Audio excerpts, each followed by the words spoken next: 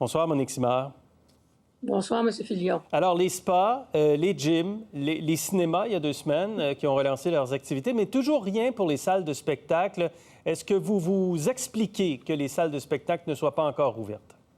Bien, écoutez, j'ai confiance qu'il va y avoir une décision cohérente qui va nous être annoncée bientôt et que on parle du 26 mars, là, entre autres pour des installations en zone rouge, que la même chose va s'appliquer pour les salles de spectacle. Bon, déjà en zone orange, c'est déjà possible. Alors, ce qu'on a rappelé dans notre lettre, puis je veux rappeler que c'est le quartier des spectacles. Le quartier des spectacles, c'est le plus grand quartier de divertissement en Amérique du Nord. C'est énorme. Hein? C'est une trentaine de salles intérieures. C'est des espaces extérieurs, les festivals. Donc, on voulait rappeler combien c'est important la culture, combien c'est important. On parle beaucoup de santé mentale, on a beaucoup justifié la reprise d'activités physiques, sportives, pour la santé mentale des jeunes en particulier. Mais la culture, c'est aussi un baume, c'est aussi quelque chose qui nous nourrit. Et vous avez on a rappelé l'importance économique aussi. Bien, c'est ça, vous avez dit cette semaine, nous ne sommes pas juste de la culture, mais de l'économie également. Quand vous dites une réouverture cohérente, là, ça veut dire quoi, ça? Bien, c'est-à-dire une décision cohérente, c'est-à-dire si on décide d'ouvrir tous les lieux que vous aviez mentionnés dans votre introduction, normalement, on devrait permettre aux salles de spectacle d'ouvrir avec, évidemment, un certain nombre de consignes. J'arrive du cinéma, justement. Les salles de cinéma sont ouvertes depuis 15 jours maintenant. Oui. J'en arrive. C'est impeccable, M. Filion. On arrive, on nous demande de changer de masque, il y a des choses pour se désinfecter les mains, il y a un nombre de places qui sont assignées, alors peut-être dans une salle de 150 places, peut-être une quarantaine de places qui sont possibles, mais toutes les règles sont bien appliquées pour que ça soit sécuritaire pour le public. On peut faire la même chose dans une salle de spectacle? Absolument.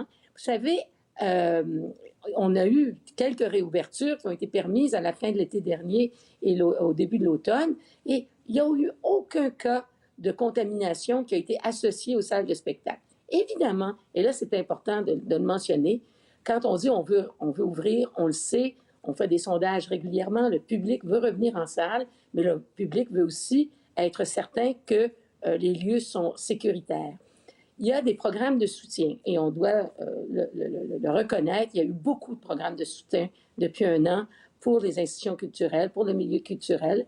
Et si on peut permettre aux salles de réouvrir, c'est des coûts d'opération qui souvent vont être équivalents à 100 %. Mais si on impose un nombre limité de personnes, il faudra maintenir ces programmes de compensation pour sans quoi, je veux dire, elles n'arriveront pas. Parce que c'est pas viable. À 25 ou à 33 % de capacité, c'est pas viable. Et est-ce que ça prend un couvre-feu plus tard, là, disons à 21h30 au lieu de 20h? Et ça, les gens des salles, les opérateurs de salles de cinéma l'ont dit, il faudrait que ça soit 9h30 parce que les gens sont habitués d'avoir des spectacles à 7h, des représentations de cinéma à 7h. Alors, évidemment, qu'un couvre-feu à 8h, bien, c'est impossible. Donc, de repousser le couvre-feu à 9h30. Donc, oui, il faut ouvrir les salles, c'est important, ça fait partie de notre vie, c'est bon pour la santé mentale, c'est bon pour la collectivité. Maintenir une modélisation des programmes de soutien pour s'adapter aux différentes mesures qui seront demandées aux salles. Le couvre-feu, donc, reporté à 9h30, parce qu'il faut bien comprendre que nos salles sont très différentes les unes des autres. Juste le quartier des spectacles, vous avez des foufounes électriques et vous avez la salle Wilfrid-Pelletier. Vous avez des théâtres complètement privés, comme le Club Soda. Donc, il faut absolument s'ajuster aussi à la réalité de chacune de ces salles-là. Et en plus, Mme Simard, au cœur des spectacles, il y a les artistes. Et les artistes, depuis 1 an, sont dans une précarité sans nom. La plupart ne travaillent pas depuis 1 an. Les plus meurtris, ce sont les artistes, ce sont les interprètes, ce sont les musiciens, les acteurs. Alors, oui, il y a eu quand même des captations de spectacles, il y a quand même eu un certain nombre de choses qui ont été faites depuis 1 an, mais vivement qu'on puisse reprendre et que nos artistes puissent travailler. Vous l'attendez quand, l'annonce, Mme Simard? Bien, je pense que d'ici quelques jours, je sais que notre lettre a été bien accueillie.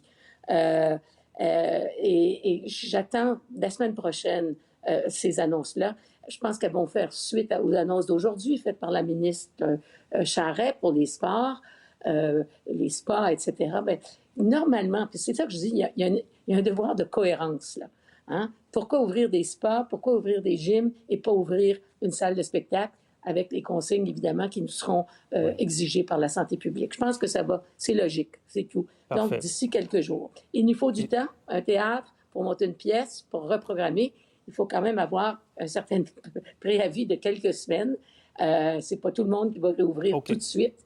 Mais je pense que le message a été compris. Parfait. Madame Simard, merci d'avoir été avec nous ce soir. Bien, merci de m'avoir invité. Pour voir nos émissions en entier, rendez-vous sur la chaîne ICI RDI.